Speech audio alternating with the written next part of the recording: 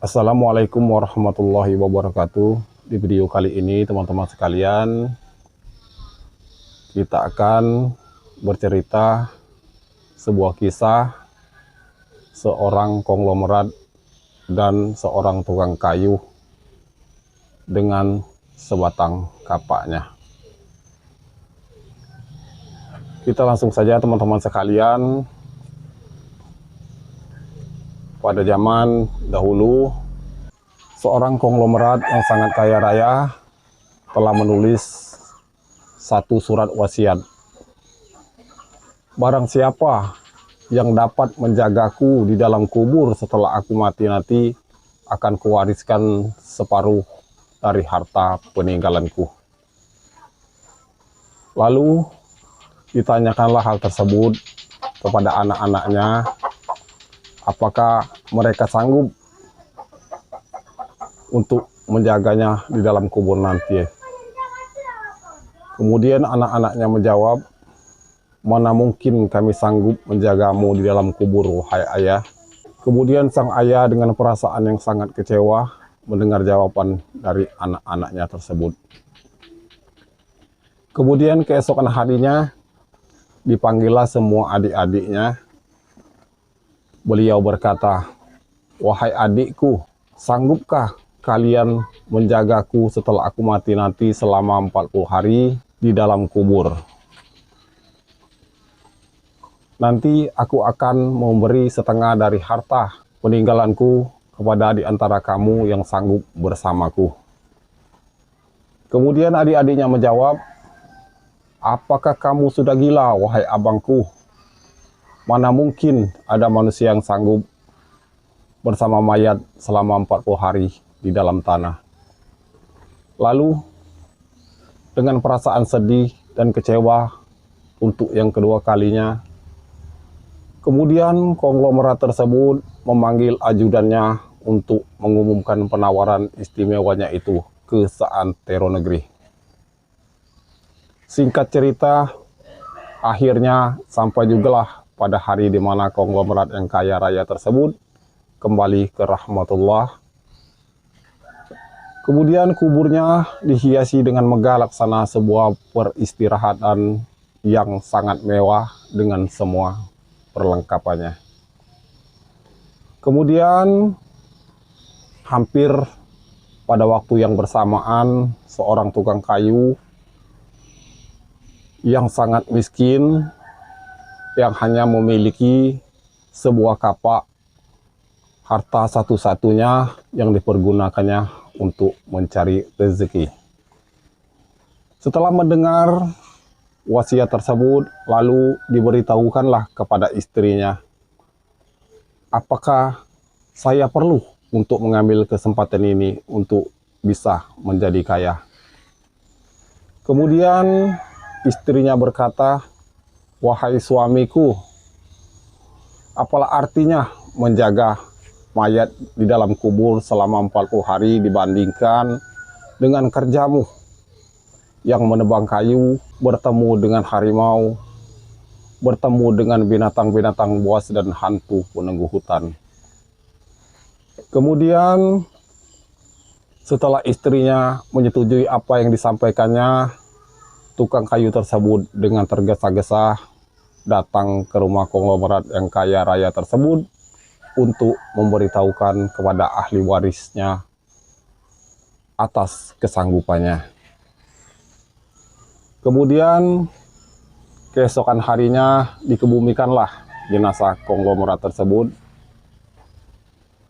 Tukang kayu itu pun ikut turun ke dalam liang kubur bersama kapaknya.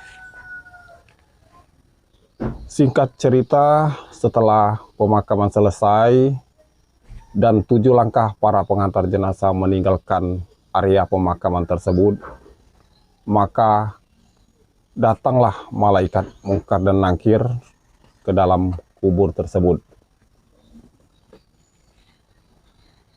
Si tukang kayu menghindari dan menyadari siapa yang datang, maka ia segera menjauhkan diri dari mayat konglomerat tersebut. Terbetik di dalam pikirannya bahwa sudah tiba saatnya sang konglomerat tersebut akan diinterogasi atau diproses oleh Mungkar dan Nangkir.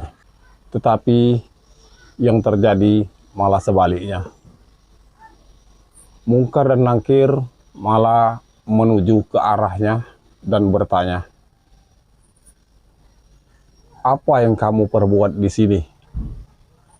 Kemudian si tukang kayu menjawab, "Aku menemani mayat ini selama 40 hari untuk mendapatkan setengah dari harta wasiatnya."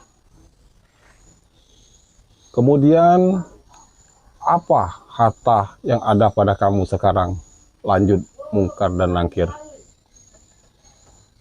"Aku cuma memiliki sebatang kapak ini saja untuk mencari rezeki," kata si tukang kayu. Kemudian Mungkar dan Nangkir bertanya lagi, "Dari mana kau dapatkan kapak ini?" Kemudian dijawab oleh si tukang kayu, "Aku membelinya." Lalu pergilah Mungkar dan Nangkir di hari pertama dari dalam kubur. Kemudian di hari yang kedua, Mungkar dan Nangkir datang lagi dan bertanya,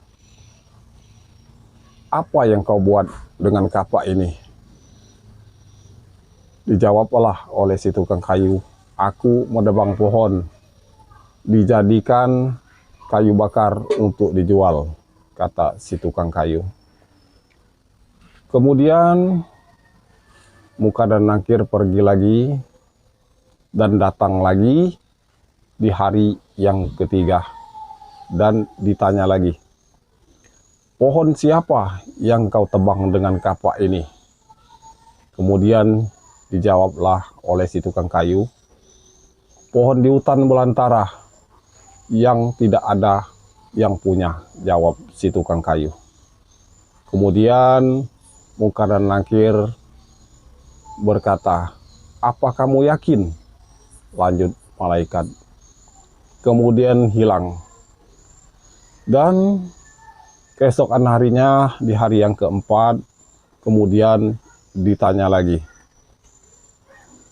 "Adakah kau potong pohon tersebut dengan kapak ini dengan ukuran dan berat yang sama untuk kau jual?"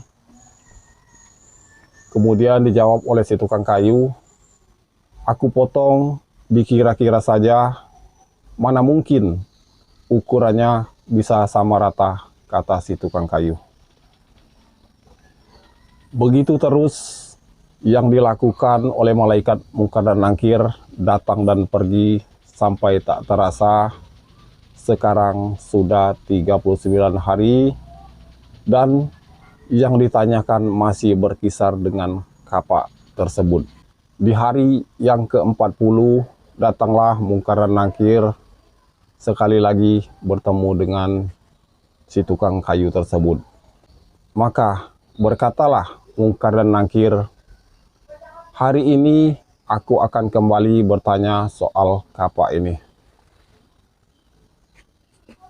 Belum sempat Mungkar dan Nangkir bertanya, si tukang kayu tersebut malahan pergi, melarikan diri ke atas dan membuka pintu kubur tersebut.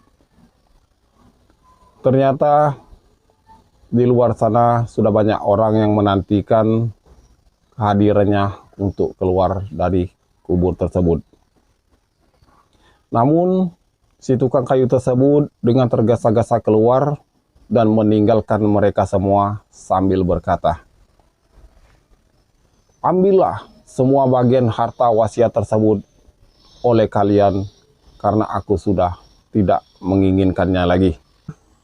Sesampainya di rumah, lalu istrinya berkata, "Wahai suamiku, di manakah setengah harta peninggalan konglomerat tersebut?"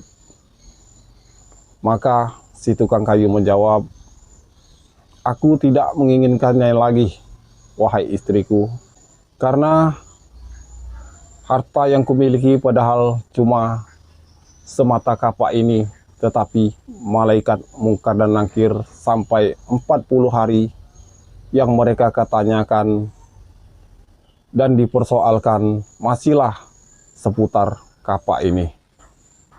Bagaimana jika jadinya kalau hartaku banyak? Entah berapa lama aku ditanya dan diproses, dan bagaimana aku akan menjawabnya. Baiklah teman-teman sekalian, setelah kita mendengar Alkisah ini, mudah-mudahan kita bisa mengambil hikmah dan pelajarannya. Kita pergunakan harta kita dengan jalan yang baik dan benar, menolong antar sesama yang membutuhkan bantuan kita, menyantuni anak yatim, membantu fakir miskin, dan orang-orang yang lemah, yang memang benar-benar membutuhkan bantuan kita. Kita bergunakan harta kita dengan jalan kebaikan, jadikan harta kita sebagai jembatan untuk menuju akhiratnya Allah SWT. Terima kasih atas perhatiannya, mohon maaf atas segala kekurangannya. Wabillahi taufik wal hidayah. Wassalamualaikum warahmatullahi wabarakatuh.